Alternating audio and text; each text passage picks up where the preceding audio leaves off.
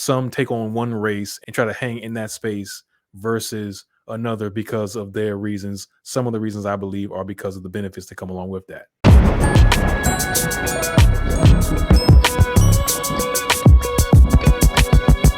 What's up, family? Welcome back to the channel. I am your host, Thatbaldbrutha. Today is Viewer Request Day. Shout out to Cora Gray for suggesting this topic. We're going to be sliding back over to Jubilee. And you know how I love me some Jubilee, Cora. We're going to be talking about, do multiracial people think the same? Let's get into it. I am mixed with African and Asian. I am more Asian than Black. My dad was from El Salvador, and my mom is half Japanese, half Jewish. My ethnicity is Filipino and Black. I do feel more inclined to my Black side more than my Filipino side. My mother is white and my dad is Iranian. All throughout high school, I just pretended I was white because I looked very white. I am half Chinese, half Russian Jewish. I never really connected to either side, just somewhere in the middle. My mom is Jamaican and my dad is Australian. Being mixed race is a race, so I don't feel like I want to have to pick. People think I'm hot because I'm mixed race. So what we're gonna do with this episode, we're gonna jump in and try to answer the questions before as a person on the outside looking in. So I'm gonna go ahead and say that the vast majority are gonna swing over to the agree side, because in our culture today, multiracial individuals, I want to say probably for a long time, have been considered to be exotic. Yep. No surprise that. Yeah, you better get on over there. Don't play around. As a mixed Black person, a lot of people are like, oh my God, like you're like light skin, you look so nice. Like you don't look like all the other ghetto girls. And I'm like, Oh, exactly. what is that supposed to mean? That's my aunt. Like, exactly. On first dates, most of the time people be like, oh, no wonder you're so attractive, or like, no wonder you're so gorgeous. And I'm just like, ugh, I don't love that reaction. I've always found like it's like just an awkward thing to bring up in conversation, because there's like all the memes where like people are like, oh, did you know like I'm mixed or whatever, and it's like bringing it up in like the natural flow of conversation is always kind of weird. I'm allowed to say racial slurs as long as I'm part of that identity. First of all, I think there was in another video that I did. I'll throw the card up in the corner there. When we're talking about what do Black men think alike, there was a conversation about the N-word and whether or not Black people should try to have that word banned or only keep it exclusively used within our community. And the argument I made there was that it's hard to stop something when you're doing it yourself. Now, that being said, with them being multiracial, I can see why that can get a little dicey. I think they're going to say they disagree because of the fact that it's so tricky to dance between who you're talking to, who you're hanging around. So let's see what they say. 50-50 almost. Me personally, I do not say the N-word. I just don't. It just doesn't flow out right. But like for my Asian side, obviously I can call my like fellow girlies chinks and stuff. But like obviously if someone else said that, you get the fist. I agree. I do use the N-word, but I only say it when I'm around fellow Black people, so my friends or my family who are Black.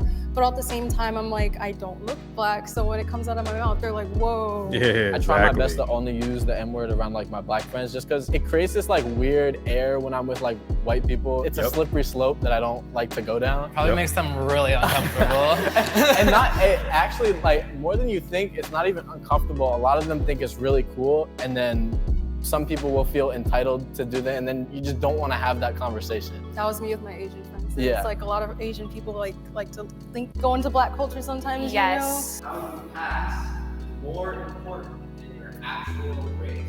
So this dives into that whole brown paper bag conversation. There's a movie on Netflix called Passing, I believe, too. Talks about that, where the one lady is really fair skinned, and she's passing as being white, and she's married to a white guy, and her friend comes in town who happens to be a little darker than her, but not much. And I haven't seen the movie, but I've heard good things about it. Some take on one race and try to hang in that space versus another because of their reasons. Some of the reasons I believe are because of the benefits that come along with that. I think they're going to majority agree for this. Let's see. In America today, walking down the street, it matters what you look like. People are gonna judge you based on the race that they perceive you to be. Correct. When I walk down the street, people aren't gonna look at me the same way as they look at someone who's perceived as Black. And so I just want to like really acknowledge the reality of that. I wouldn't disagree with you at all, but at the same time, I think the most important thing is just how you grew up. Someone that has a black parent that doesn't appear black, they were still raised by a black person. They still like everything that their parents' experience is passed down to them, whether it's through story or just through actions. I'm actually going to move over to this line, which is, I guess, more of a middle line, just because I can't do that. Then I'm here. Never mind. So I'm on someone. Breaking rules there, Asher. Breaking rules. I'm an actor, and when I go into casting calls, it only matters what I look like, and it only matters what race they think I am, which is a lot of times white. But sometimes I'll get called in for things that are not my ethnicity, and that's because of my career. That's what's important with that. I've tried to hide some of my racial identity. I don't know. I don't know about that one. I'm gonna say probably they're going to agree, only because it sounds like something again where you're picking a side, same way you did with what you identify as this race versus that race. I would say that you also may try to hide that because you want to be accepted, like the young man said, walking in being real today, what you look like, who you are perceived to be matters. So I would imagine your mannerisms and your actions and your behaviors, or if you're identifying with one particular side of your culture and you focus on that being in that culture, that might have an effect as well. So let's see what they do. Clearly divided. Even throughout high school, I just pretended I was white completely. And there was a time when my dad picked me up from school. It was a whole thing, and people were saying like, oh, your dad's a terrorist. I had never experienced anything like that, or they'd ask me about it, they'd make bomb jokes, and it hurt to hear people saying stuff like that about my dad. A similar thing happened to me, like when I was in elementary school. My dad came and dropped me off at school, and he's like a dark-skinned black man, and he's from the hood on top of that. So like he has a certain like aura to him, and a lot of people look at me like, that's your dad? And I'm like, yeah, that's my dad. And they're like, he looks so scary. And I'm like, why does he look scary to you? Why should he look scary to you? And like the only thing that's keeping me away from this strongly disagree is because when I was younger, I just did not accept the black part of myself, and now I do. I just want to say I'm really sorry, like, to both of you that you felt like you've been put in positions to feel like that. That's just like such a terrible thing to tell someone. No, you can't be every part of who you are. These past couple years, I've been trying to like reconnect with that part because I shoved it down for so long, and it's been really heartbreaking, the amount of Nowruzes I missed and the Ramadans I didn't celebrate because I felt so uncomfortable about that. I think it's important to taking the steps though. Personally, I've never tried to hide any part of me. That's always been like the biggest thing for me. Growing up, like I was always proud to be white and I was always proud to be black. That's just how I was raised, and that's always how I was, and I just wanted to be me. So that's what I did. The reason I'm on this line is because Western beauty standards suck. They really, really got to me. I would be really picky about how I would do my hair and how I would part my hair. And then when I would post YouTube videos or Instagram posts, I would color correct everything to be really blue so that I didn't look yellow. And it was just like, I didn't want to post a photo of me outside because I thought my eyes looked too Asian. A lot of internalized things that made me hate myself and my appearance.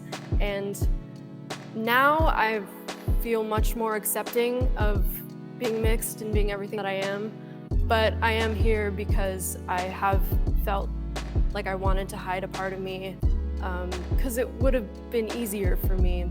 I agree. Like when I was younger, I used to want to be lighter.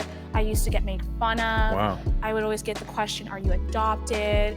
You're not Asian. And it just made me feel so bad about myself that I just was so confused because I didn't fit in any single pocket of anybody in any friend groups. I couldn't hang out with the Chinese kids because they're like, you don't look Chinese. I don't hang out with the black kids because I don't sound black. And they say I'm whitewashed.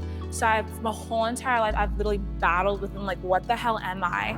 Wow. So I that's interesting. I never even would have thought that that being multiracial and having to go through those experiences would have been like that. That's crazy. I mean, I can't imagine how difficult that would have been to try to figure out, which side to represent more so, and having that figure out where you fit in that. And kids can be cruel. So that doesn't help either, but I never imagined that.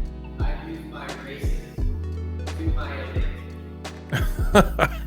So the only thing I can think of again is that if you're using your race to, I guess, somehow get you past some assumption or presumption about who you are. And the easy example is if you identify as white, then that somehow gets you white privileges and white access, that kind of thing. I'm curious to see what they're going to say. I don't know what they're going to err on. I'm going to say probably another split. Everything seems to be going split right now, so let's go with the split, but I'm curious to hear their answers. Decisions. So I feel like I just have to say that when writing college essays, every single one of my essays was about being half Iranian and half white. Like when I was applying for scholarships, that was what I would talk about because it was something that I really felt passionate about, but also that something that I knew would catch people's interest. And I think I don't feel guilty about change your using that mind, because I think it's a double-edged sword and there's lots of repercussions for being mixed race too. Well, I kind of interpreted it differently. Like I haven't really abused my power like that. Sure, that is a way like that, but like I haven't done anything else besides that on like my college apps. So I don't know if I can do this, but maybe I'm gonna like straddle these two. Okay, then I'll like daintily pose over here. But like my grandma was Jewish, and I did go on birthright, really which daintily agree. is You a free trip for people you wrong of for Jewish that. descent. And even though I don't like identify a lot with the Jewish religion, I did get a free trip to Israel out of being part Jewish. So I guess that's like kind of something to my advantage. But I really loved my time there. That's great.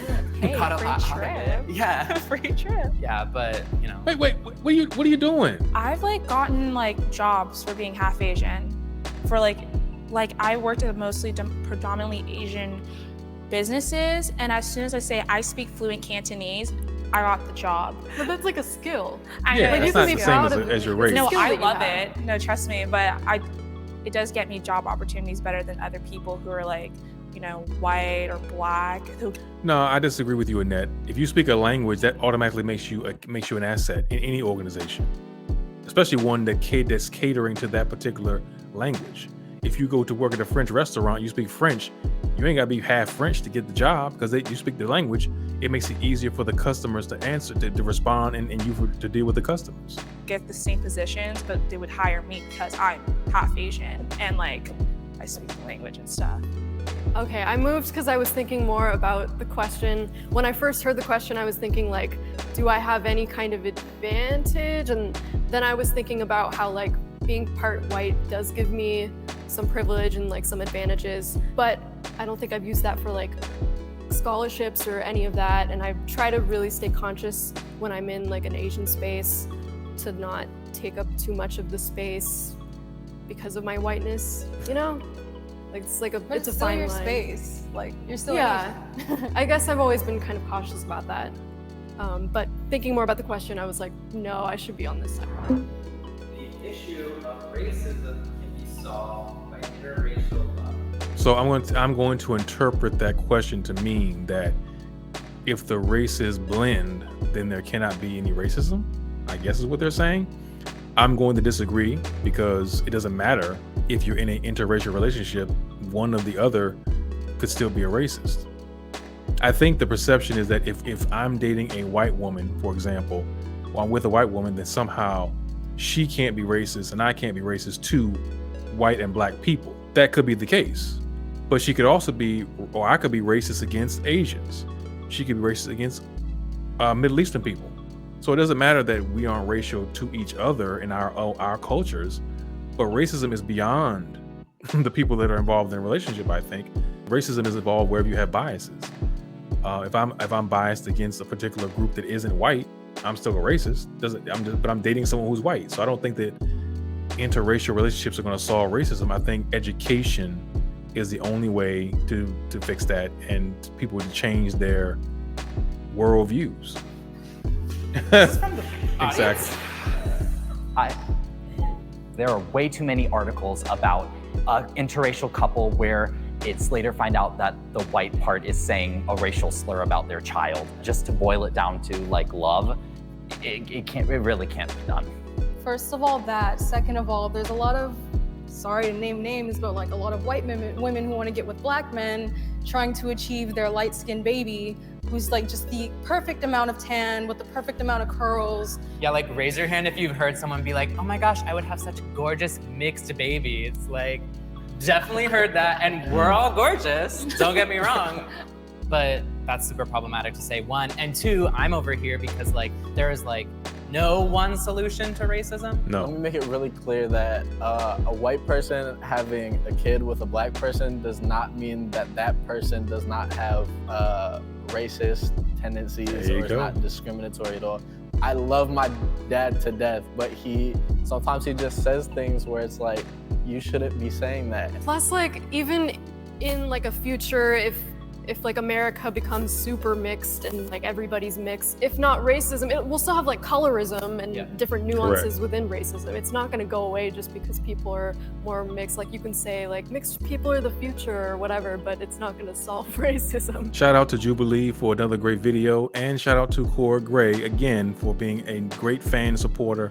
Thank you for suggesting that topic. Let me know in the comments below your thoughts about the conversation and if you can relate to anything that was discussed. Also, if you have any videos you'd like me to react to, my contact information is inside the description. And if you're interested in more content, there's some links for you over here. Until next time, be well, peace.